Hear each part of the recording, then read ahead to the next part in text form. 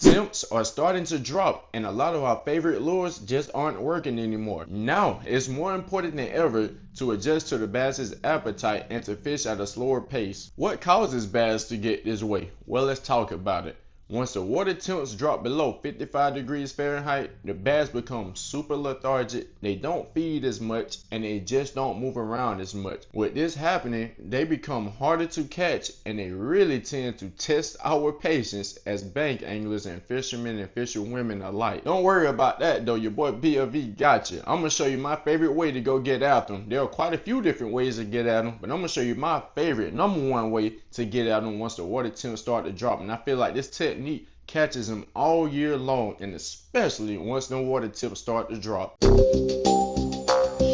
One of my favorite reasons to fish a drop shot at this time of the year is because simply I can fish it at a variety of different depths. I can fish it at the top of the water column, I can fish it more in the middle of the water column, or I can fish it completely at the bottom of the water column. Also, I can fish this thing around structure, and I don't have to worry about losing a lot of money. I'm going to get back to that in a sec. Plus, this thing is a fish catching machine in both clear and stained water. So, I mean, how can you beat that? And of course, you can throw a variety of different baits, from small 3-inch baits all the way up to 5 to 6-inch baits. Maybe even bigger if you really wanted to, but let's just try to stick within the smaller finesse range for now. Honestly, I just love this technique simply because it's super subtle compared to a lot of other techniques and a lot of other lures that are out there on the market. I feel like with this technique, it just doesn't do a lot. It just kind of keeps your bait in place. It's not making the bass chase for it. You don't have to work for it, and it's an easy meal for them to chomp on. And also with this technique, with the hook being way up here and the weight being way down here on the bottom, just show you an example. Matter of fact, I already have one rigged up because I've been catching them lately. But just a quick example, with your weight being on the bottom and your hook about 8 to 12 inches or longer, depending on how you like that length, with your hook sitting way up here in the water column compared to your weight that's way down here at the bottom, your hook is not going to get snagged. So this is going to save you quite a few bucks in the long run if you do happen to get snagged. First of all, drop shot weights, they typically don't snag that easy. As you can see, look how slim that little piece of metal is, or lead I should say. But it usually comes through a lot of structures very easily, very well. But let's just say you get wedged up in some rocks or some kind of hard timber or something, and you just can't get it out. See, the one great thing about it, your hook isn't stuck. It's just the weight. So once you snap that line, or once you break off, the only thing that's going to break off is this little weight that's at the bottom of your hook, and your bait still going to be intact. So you may lose you a few pieces of drop shot weights, but you're not going to be losing your hook and your bait, which is like triple the cost. So you're only losing a fraction of the cost when you're fishing a drop shot. And what's so great about drop shot weight is that you can get a pack of them, probably about 8 to 10 of them, for only a few bucks. If you're getting the lead weight, which is what this is. There are tungsten drop shot weights, which are great. Don't get me wrong.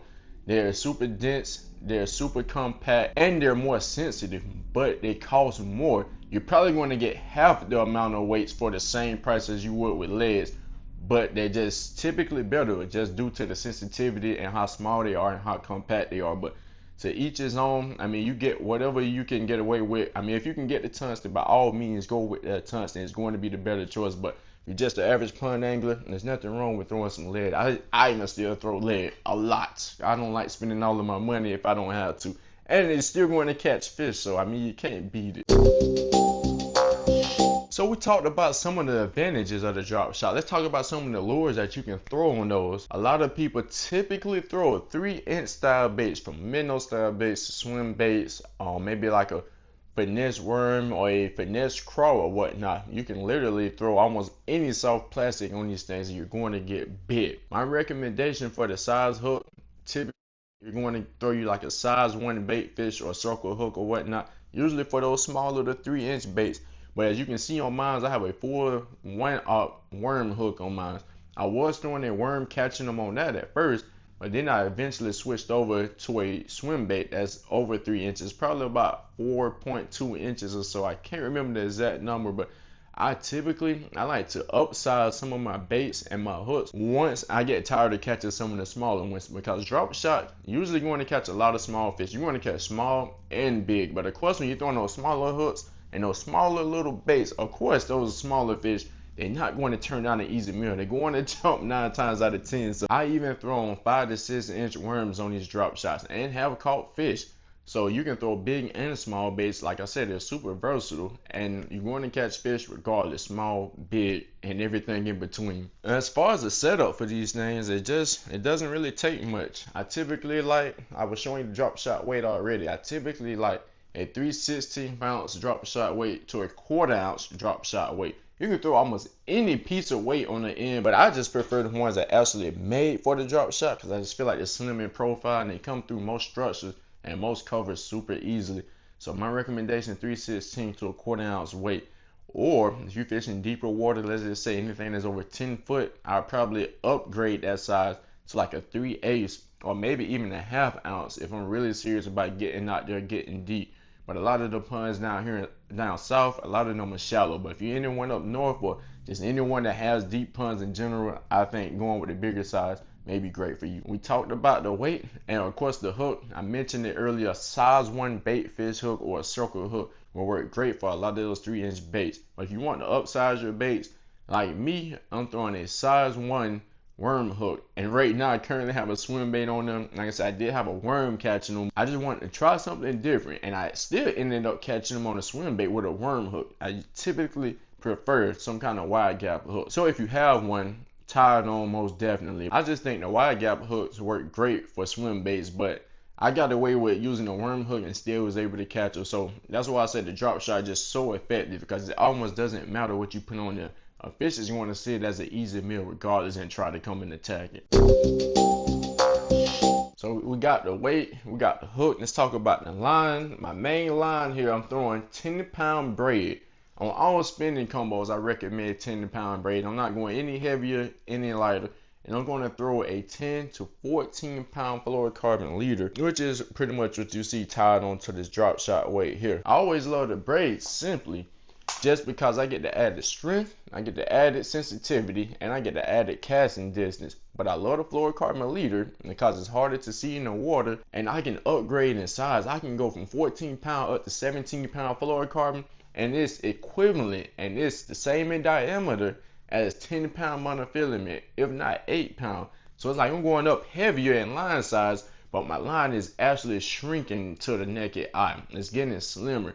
And that's why fluorocarbon has great advantages. It's super sensitive and it has less stretch, and it's going to kind of help fool some of those finicky bass that seen hundreds and hundreds of lures come across their face time after time. And as far as the rod, a medium to a medium heavy spinning combo will get the job done just perfect. I started out throwing these things on medium and it worked extremely well because it's going to help you get that casting distance when you're throwing these super small baits. And this one in particular though, the Ducket Insight, I don't think they make them anymore. I kind of got it when it was during the closeout sale. I had to get me one. Never knew they even had it, but I like this one because it's a medium heavy, but it also has a super fast tip just like a medium. And let me show you what I mean by that when I say super fast tip. Basically, this thing bends very, very good. As you can see, it bends very far. And with all of that bend, with that extra fast tip, I should say, it allows me to throw those lighter lures super duper far, just as far as a medium or a lighter rod would get those far lures out. So like I'm still getting a lot of the casting distance, but with a medium heavy, I'm getting the extra backbone strength. It's usually hard to find a good medium heavy in the spinning combo, but if you can with an extra fast tip, that is money for a drop shot. You can also just run it with straight up monofilament or straight up fluorocarbon if that's what you prefer. I just gave you the reason why I prefer my particular combo with the braid to a fluorocarbon leader. So I would say use whatever you can get away with. Just get to the water and get to catching some bass. Don't think about it too much. And when you're going pond fishing, just have fun. Don't even think about it. Just get out there and get at it. I know we just covered quite a few different things about the drop shot. I'm hoping y'all feeling it the same way I'm feeling it. So now let me show y'all some examples. Let me show you this thing in action of us actually catching some fish on the drop shot. I'll meet you on the water. I'm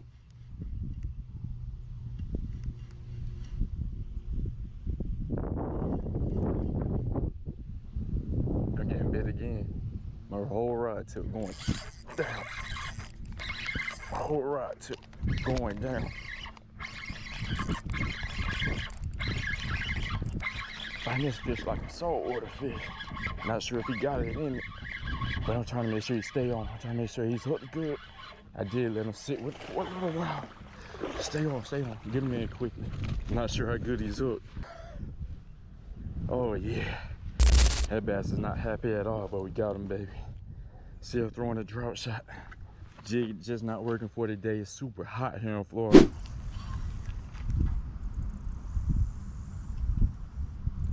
Oh, that's a bite.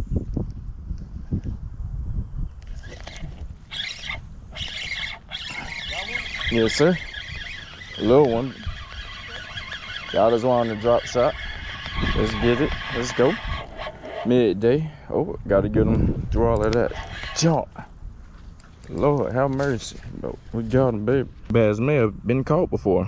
Or he just, I'm not sure. Maybe it's something weird going on in his mouth, but let's get him back in there. Thank you, buddy.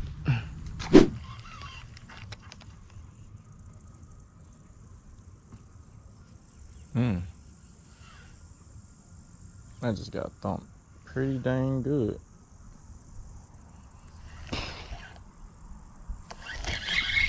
Still got it. Come here, little sucker.